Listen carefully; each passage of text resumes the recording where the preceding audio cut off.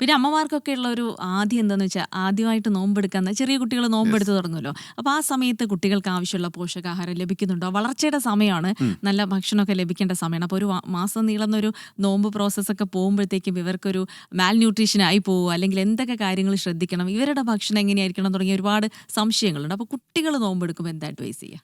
നമ്മൾ ഈ നോമ്പ് എപ്പോഴും കുട്ടികൾ എന്ന് പറഞ്ഞാലും സാധാരണഗതിയിൽ ഒരു 15 വയസ്സാണ് കുട്ടികൾക്ക്. 15 വയസ്സിന് മേലെ കുട്ടികളാണ് അധികം നോമ്പ് എടുക്കുന്നത്. അങ്ങനെ എടുക്കുമ്പോൾ അല്ലെങ്കിൽ ചെറുപ്പം തന്നെ ഇവരെ ട്രെയിൻ ചെയ്യാൻ വേണ്ടി ചെയ്യും, പക്ഷെ അത് ഉച്ചവരെയൊക്കെ നോമ്പിക്കുള്ളൂ, ചെറുതായിട്ടൊക്കെ. അത് കഴിഞ്ഞ് സാധാരണ നോമ്പ് എടുക്കുന്ന ആവറേജ് ഒരു 14-15 അങ്ങനത്തെ കുട്ടികൾ സാധാരണഗതിയിൽ അത് കഴിഞ്ഞാൽ ഭക്ഷണം സാധാരണ പോലെ കഴിക്കും.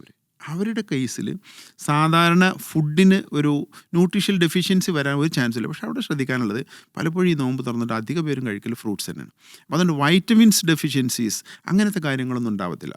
അവിടെ നമ്മൾ കുട്ടികൾക്ക് ഏറ്റവും പ്രധാനമായിട്ട് ഗ്രീൻ ലീഫി വെജിറ്റബിൾസ്, നമ്മൾ പറയില്ല ഏലക്കറികൾ, ചീരയില, മുരിങ്ങയില, ഇത് നിർബന്ധമായിട്ട് കുട്ടികൾക്ക് കൊടുത്തിരിക്കണം. അതിലുള്ള പ്രോട്ടീൻസ് അല്ലെങ്കിൽ ന്യൂട്രിയൻസ് കിട്ടാൻ പ്രയാസപ്പെടും. പ്രത്യേകിച്ചും നോമ്പ് തുറന്ന നോൺ വെജിറ്റേറിയനാണ് അധികം കഴിക്കൽ. അങ്ങനത്തെ കുട്ടികൾക്ക് ഇത് നഷ്ടപ്പെടാൻ സാധ്യതയുണ്ട്. അതുകൊണ്ട് green leafy vegetables and fruits ആ സമയത്ത് കൊടുത്താൽ ആ പ്രശ്നങ്ങൾ ഉണ്ടാവത്തില്ല. അതേപോലെ ഡോക്ടർ, നമ്മളിപ്പോൾ രാവിലെ അത്താഴത്തിന് എഴുന്നേറ്റ് ഭക്ഷണം കഴിക്കും. അപ്പോൾ അതിൽ പ്രധാനമായിട്ട് എന്താ ഉൾപ്പെടുത്തേണ്ടത്? കാരണം ആ ഒരു ഡേയിൽ മുഴുവൻ നമ്മുടെ എനർജി കീപ്പ് ചെയ്യുന്ന ഫുഡാണ്. അപ്പോൾ കാർബോഹൈഡ്രേറ്റ്സ് ആണ് അത് കഴിക്കുന്നതെങ്കിൽ നമുക്ക് വളരെ പെട്ടെന്ന് ഒരു എനർജി കിട്ടും, പക്ഷെ അത് കുറച്ച് കഴിഞ്ഞാൽ നമുക്കൊന്ന് വയറ് വിശക്കുന്ന പോലെയൊക്കെ തോന്നും. അപ്പോൾ എന്താണ് ശരിക്കും ആ ഒരു രാവിലെ കഴിക്കേണ്ട ഒരു സമീകൃത ആഹാരം എന്താ?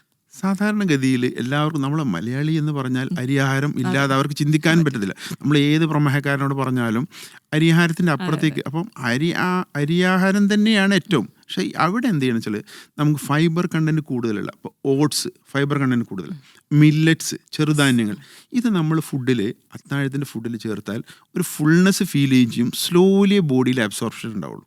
പ്രത്യേകിച്ചും പ്രമേഹ രോഗികൾക്ക് സ്ലോലി ശരീരത്തിൽ അബ്സോർബ് ചെയ്യുമ്പോൾ അവർക്ക് വലിയ ക്ഷീണം വരത്തില്ല. അതുകൊണ്ടാണ് ചെറുധാന്യങ്ങൾക്ക് നമ്മൾ ഇമ്പോർട്ടൻസ് കൊടുക്കുന്നത്, പ്രത്യേകിച്ച് നോമ്പ് കാലത്ത്, ഇൻക്ലൂഡിങ് ഓട്സ്.